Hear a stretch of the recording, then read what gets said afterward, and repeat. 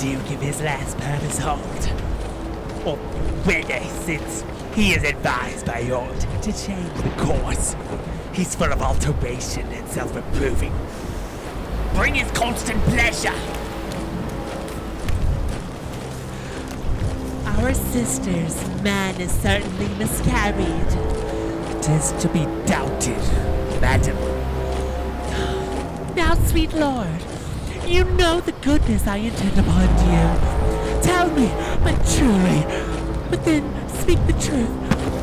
Do you not love my sister? An honored love. But have you never found my brother's way to the four-finded place? That thought abuses you. I am doubtful that you have been conjunct and bosomed with her as far as we call hers. No, by mine honor, madam. I never shall endure her. Dear my lord, be not familiar with her. Fear me not. She and the Duke, her husband.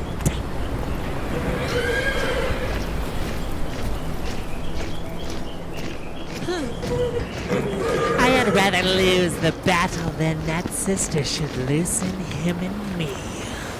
Our very loving sister. Well bemet. Sir, as I heard, the king has come to his daughter, with others whom the rigor of our state forced to cry out. Where, I could not be honest, I never yet was valiant. For this business, it touches us as frost invades our lands. Not bolds the king with others, whom I fear most just and heavy causes make oppose. Sir, you speak nobly. Why is this reasoned? Combine together against the enemy, for these domestic and particular broils are not the question here. Let's then determine with the ancient war on our proceeding. I shall attend you presently at your tent. Sister, you'll go with us? No. 'Tis most convenient. Pray go with us. Oh ho, I know the riddle. I will go.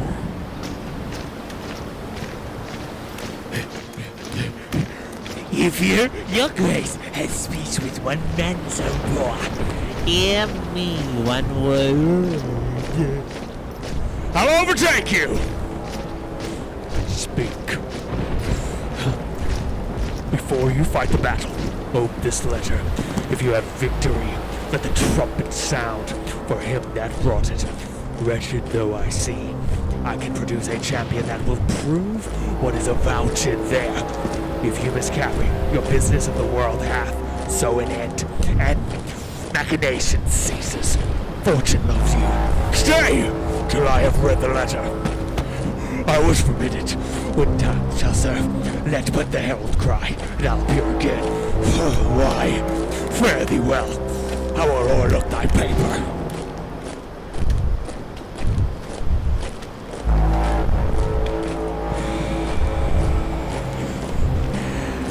To both these sisters have I sworn my love, each jealous of the other as the stung of the other. Which of them shall I take? Both? One? Or neither? Neither can be enjoyed if both remain alive. To take the widow exasperates, makes mad her sister Goneril, and hardly shall I carry out my side, her husband being alive. Now then, we'll use his countenance for the battle, which being done, let her who would be rid of him devise his speedy taking off. As for the mercy which he intends to Lear and to Cordelia, the battle done, and they within our power, shall never see his pardon, for my state stands on me to defend, not to debate.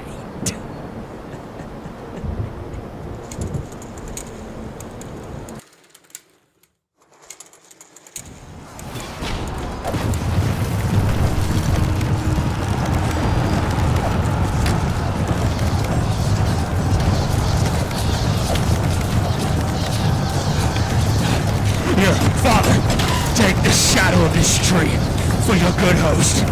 Pray that the right may thrive. If ever I return to you again, I'll bring you comfort. Grace go with you, sir.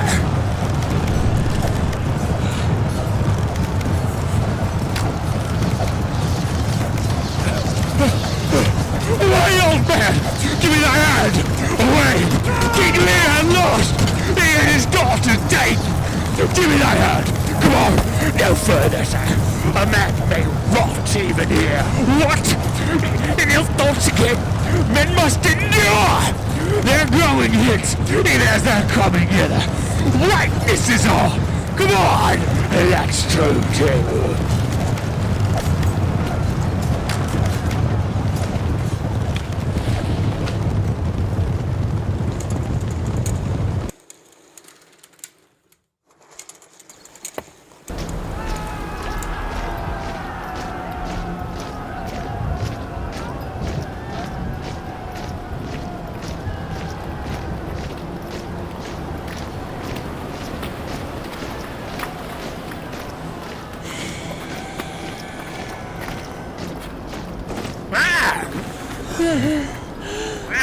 Some officers take them away.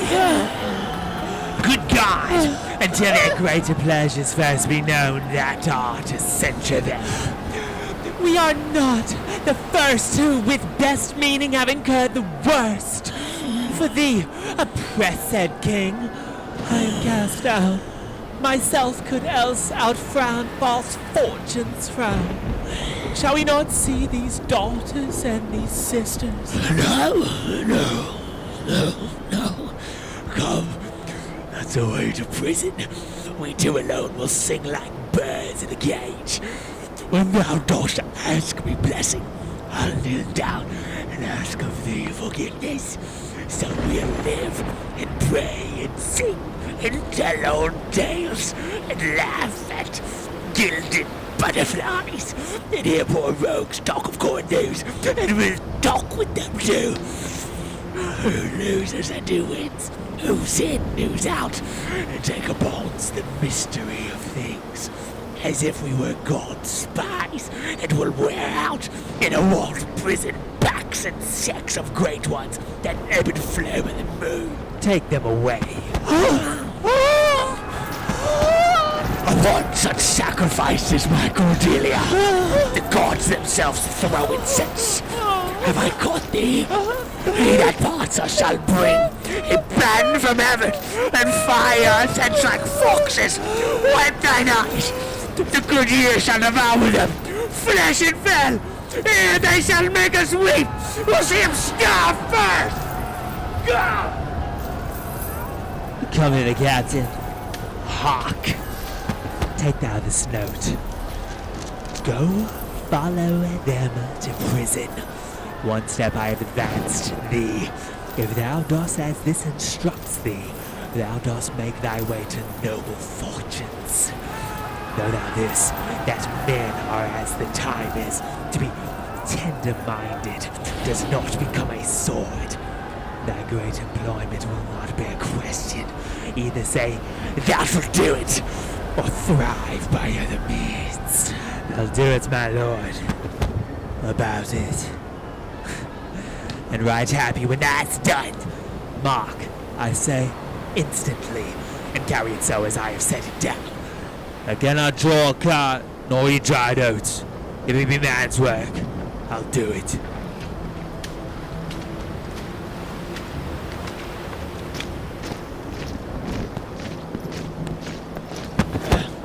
Sir, you have showed today your valiant strain, and fortune led you well. You have the captives, who were the opposites of the day's strife.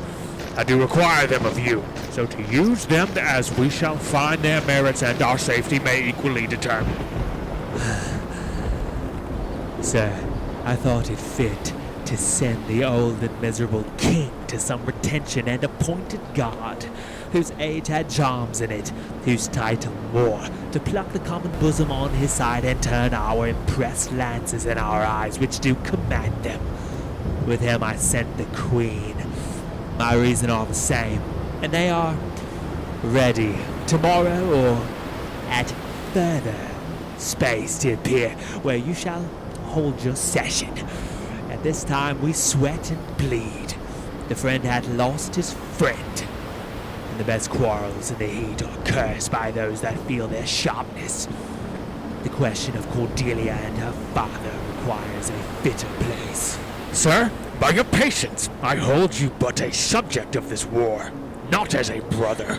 That's as we list to grace him. Methinks our pleasure might have been demanded ere you had spoke so far. He led our powers, bore the commission of my place in person, the which immediacy may well stand up and call itself your brother. Not so hot! In his own grace he doth exalt himself more than in your edition. In my rights by me invested, he compeers the best. That were the most if he should husband you. Jesters do oft prove prophets. That I that told you so looked but a squint. Lady, I am not well, else I should answer from a full flowing stomach. General, take thou my soldiers, prisoners, patrimony, dispose of them, of me. The walls is thine. Witness the world that I create thee here, my lord and master. Mean you to enjoy him? The let alone lies not in your goodwill. Nor in thine, lord. Half-blooded fellow, yes. Let the drum strike and prove my title thine.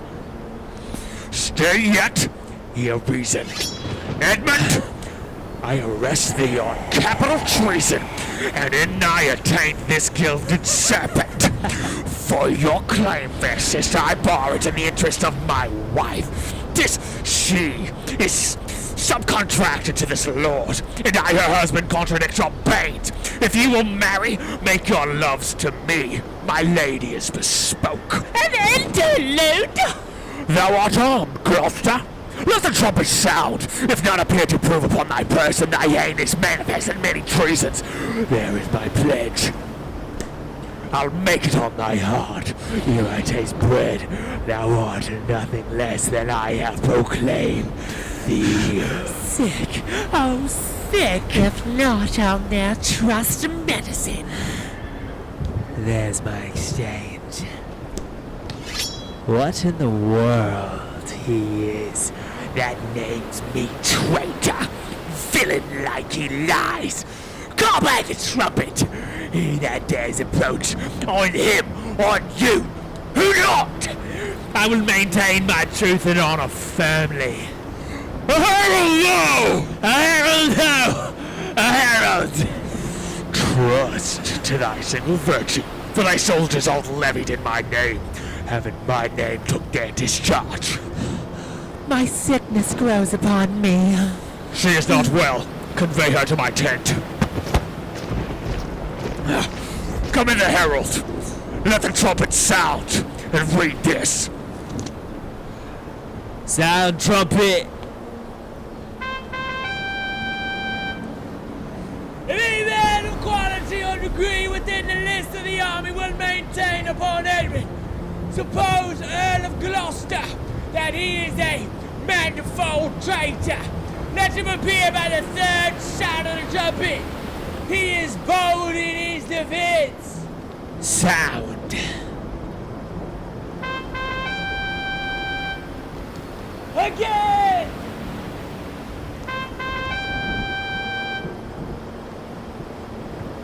Again!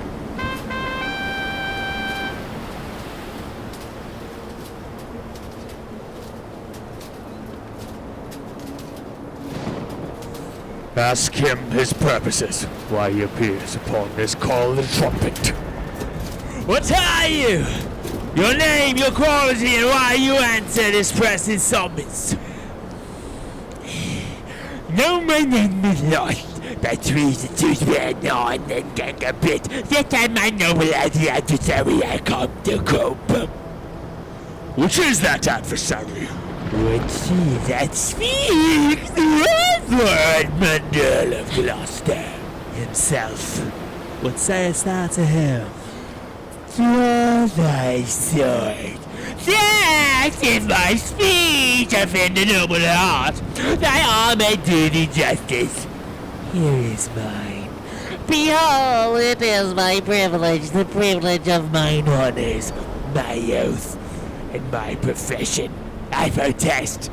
More than I strength plays youth in eminence, despite thy victor's sword, and fire new fortune, and valor in thy heart. Thou art a traitor, false to thy gods, thy brother, and thy father. Conspiracy against this high illustrious prince, and from the extremest upward of thy head to the descending dust below thy foot, a most old-spotted traitor. This sword, this arm, in my best spirits are bent to prove upon thy heart whereto I speak thou liest. In wisdom I should ask thy name, but since thy outside looks so fair and warlike, and that thy tongue some say of breeding breathes, what safe and nicely I might well delay, by rule of knighthood I disdain and spurn. Back do I toss these treasons to thy head, with the hell-hated lie o'erwhelm thy heart, which, for they yet glance by and scarcely bruise, this sword of mine shall give them instant way, where they shall rest forever. Trumpets, speak!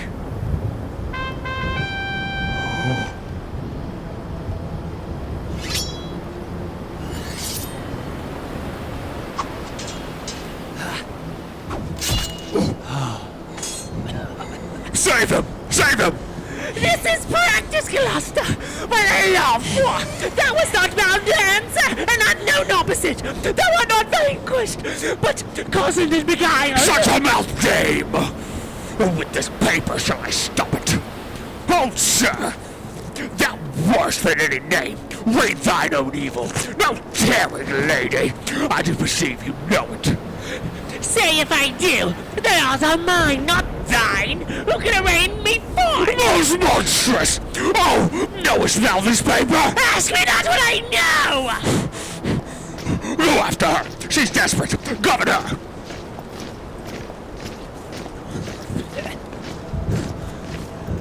What have you charged me with? That have I done. And more. Much more. The time will bring it out. It is past. And so am I. But what art thou that hast this fortune on me? If thou art noble, I do forgive thee.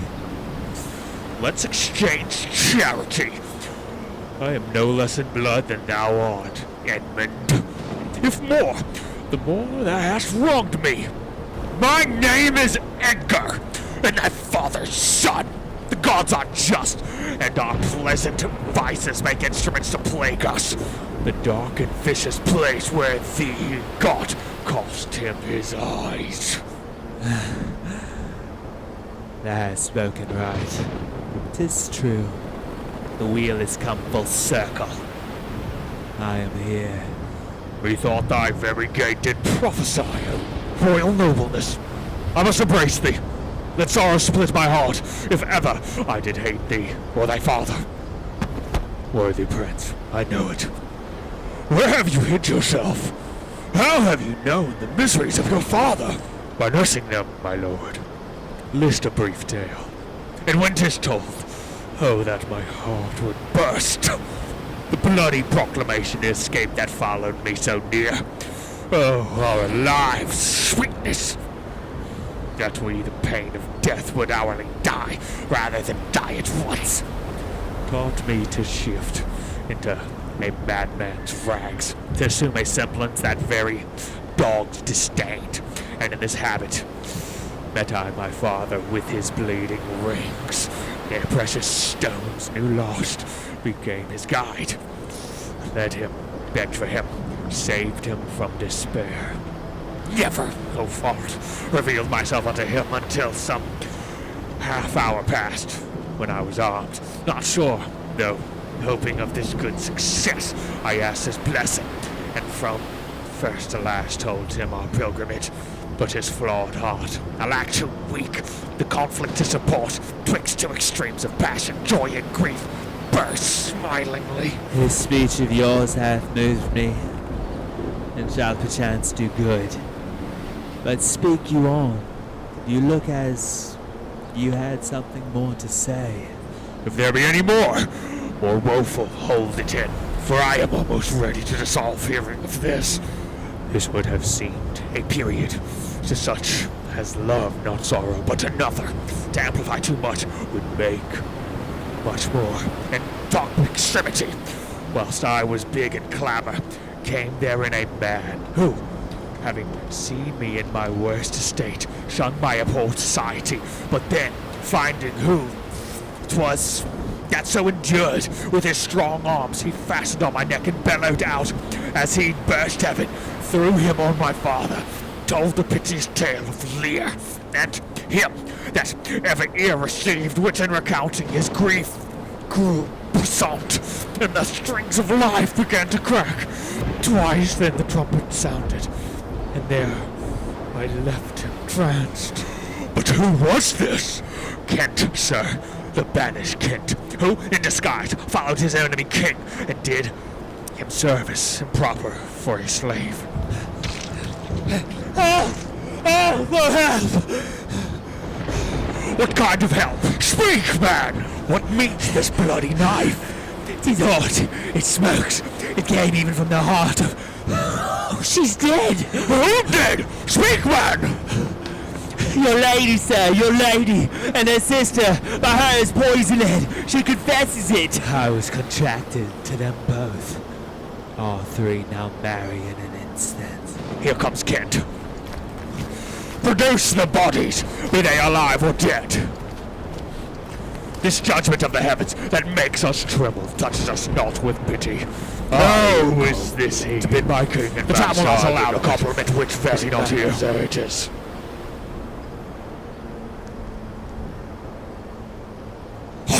Great thing almost forgot! Speak, Edmund!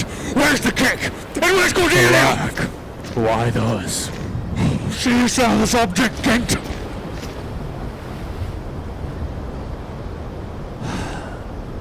Yet Edmund was beloved. The one, the other poisoned for my sake, and after slew herself. Even so, cover their faces. I pant for life. Some good I mean to do, despite of mine own nature. Quickly send, be brief in it, to the castle, for my writ is on the life of Lear and on Cordelia. Nay, send in time. Run! Run! Oh, run! To who, my lord? Who has the office? Send thy token of reprieve. Well thought on. Take my sword. Give it to captain. Haste thee for thy life.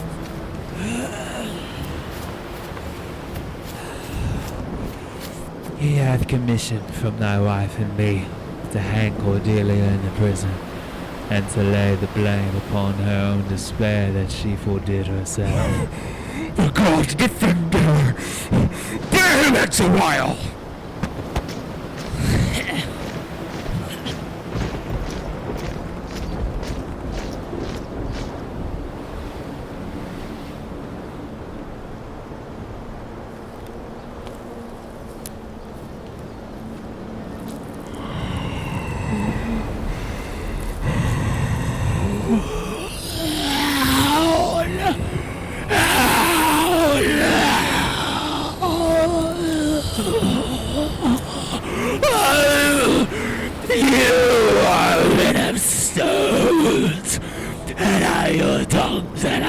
I'll use him so that him his vulture crack.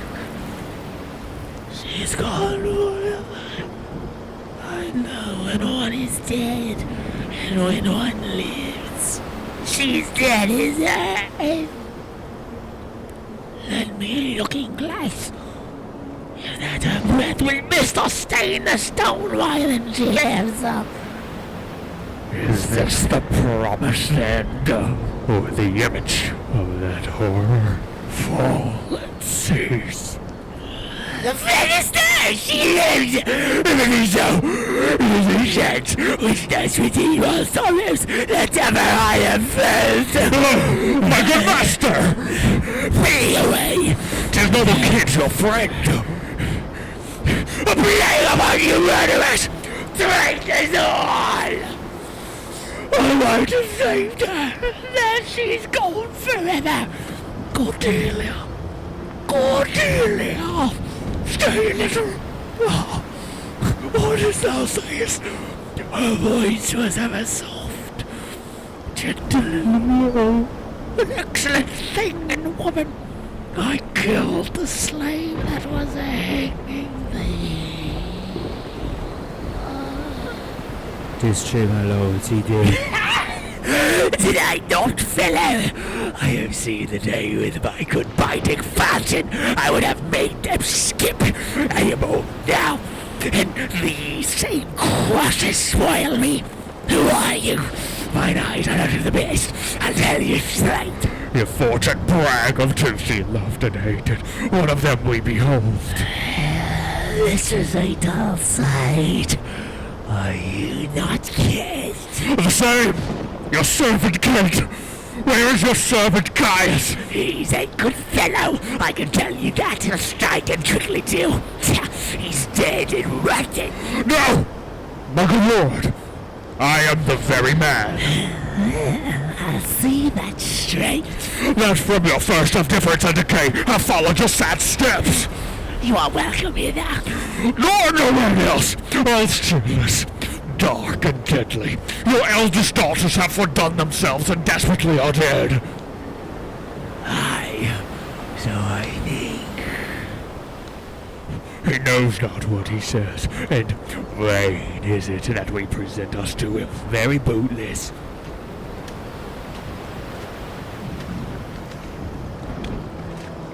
Edmund is dead, my lord. That's but a trifle here. You lords and noble friends know our intent. What comfort to this great decay may come shall be applied. For us, we will resign, during the life of this old majesty, to him our absolute power. You, to your right, with boot and such addition as your honors have more than merited. All friends shall taste the wages of their virtue, and all foes the cup of their deserving. Oh, see! See! And my poor fool is hanged. No, no, no life. Why should a dog, a horse, or rat have life, and now no breath at all? Thou will come no more. Never, never, never, never, never. Pray you undo this button. Thank you, sir. You see this? Look on there. Look on lips. Look there. Look there. He faints! My lord! My lord! Break out, I prithee, break! Look up, my lord! Vex not his ghost! Oh, let him pass. He hates him that would upon the track of this tough world stretch him out longer. He is gone indeed. The wonder is he hath endured so long. He but usurped his life. Bear them for men's! Our present business is general woe. Friends of my soul, you twain rule in this realm, and the good state sustain. I have a journey, sir, shortly to go. My master calls me. I must not say no. The weight of this sad time we must obey. Speak what we feel, not what we ought to say. The oldest hath borne most. We that are young shall never see so much, nor live so long.